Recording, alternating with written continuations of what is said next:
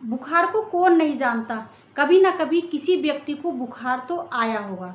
उसी में से एक बुखार है मलेरिया। और मलेरिया हो जाने पर हमारी कंडीशन कैसी हो जाती है। तो ये तराई के क्षेत्र में पाया जाता है और अगर हम बुखार पर ध्यान नहीं देते हैं तो धीरे धीरे जो है वो मलेरिया हो जाता है।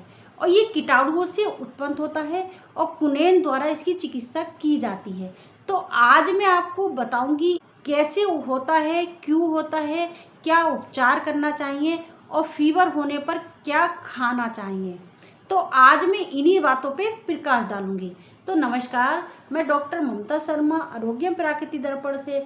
तो हमारा काम है नेचर तरीके से लोगों को फिट करना और ये बताना कि ये बुखार क्यों हो जाता है। तो अगर फ्रेंड्स हमने इस बात को अच्छे से समझ लिया तो शायद आगे की चिकित्सा हम आराम से कर पाएंगे और घबराएंगे भी नहीं। तो फ्रेंड्स, अगर मेरी वीडियो अच्छी लगती है तो उन लोगों में ज़रूर शेयर करिएगा जिनको इसकी आवश्यकता है। तो स्टार्ट करती हूँ वीडियो आपके साथ। मलेरिया होने पर लक्षण पहले मिचली, तीव्र वेदना, ठंड लगकर हमला, कभी कभी रोजाना या दूसरे तीसरे दिन होता है। सारा शरीर कांपता है, रोगी दांत किटकिटाता है, ठंड शांत होने पर ज्वार का जोर जो है ज़्यादा चढ़ता है, फिर तेज़ी से पसीना आने लगता है, साथ ही ज्वार का उतरना, कमजोरी और नींद आती है।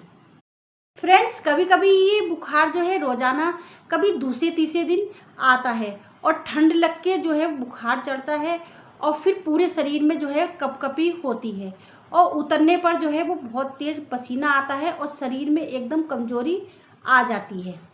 तो मैं इसका आगे बताऊंगी उपचार। तो फ्रेंड्स, अगर बुखार आ ही गया है तो इसकी चिकित्सा कैसी करनी चाहिए। सर्वप्रथम पानी का एनिमा देकर अंदर की सफाई करनी चाहिए। गर्म पानी पीने को देना चाहिए। जब ज्वार ना हो तो गर्म पानी में नहाना, गर्म पानी पीना, टमाटर, नींबू और संतरे का उपयोग करना। प्रतिदिन सुबह और शाम तुलसी के पत्ते और काली मिर्च का काढ़ा बनाकर पीना चाहिए। दिन में 3-4 बार टमाटर और अन्य हरी सब्जियों का गरम गरम सूप देना चाहिए।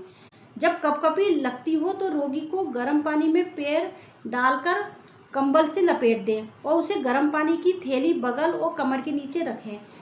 पसीना निकलने पर मुलायम कपड़े से पोंछना और शरीर को खुला नहीं रखना चाहिए।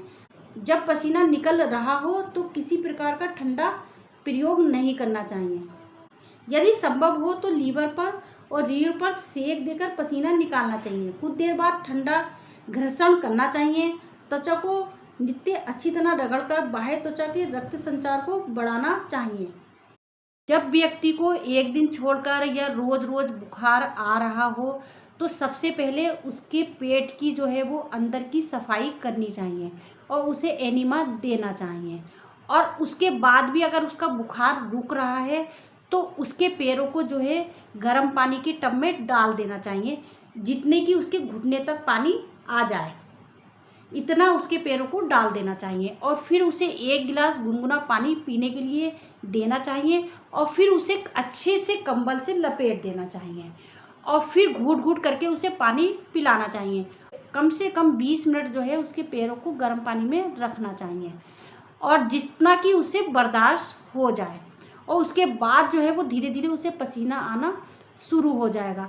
अगर उसके बाद भी उसे पसीना नहीं आ रहा है तो उसके बगल में जो है गर्म पानी की थैली रखनी चाहिए और उसके लीवर पर गर्म पानी का सेक देना चाहिए हल्के हल्के और घर्षण करना चाहिए। वो खूब अच्छे से रगड़ना चाहिए जिससे कि ब्लड का सर्कुलेशन बढ़ जाए और उसके दोष जो है उसके टॉक्सिन जो है वो निकलने लगे।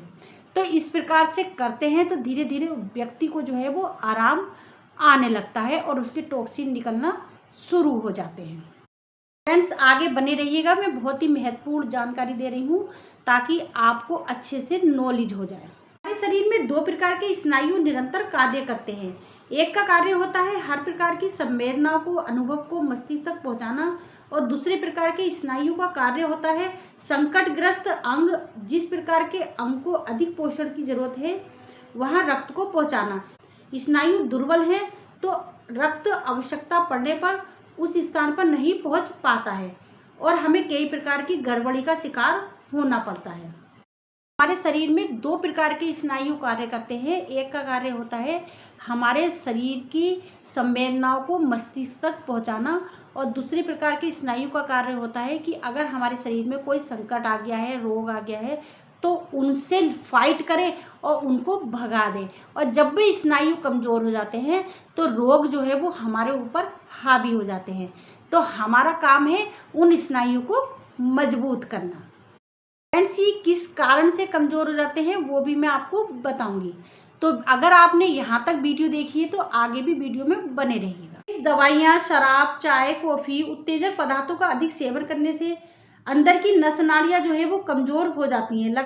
लगातार अपच, अम्लता से शरीर में विष जो है वो जमा हो जाता है, जिसके कारण रक्त दूषित हो जाता है और दूषित रक्त से स्नायु कमज़ोर हो जाते हैं। खड़े होने पर चक्कर आना, आंखों से अचानक कुछ दिखाई न देना, पैर लड़खड़ाना, हाथ कांपना, सहवास के समय लिंग का सक्रिय ना होना, बहुत अधिक शिथिल हो जाना।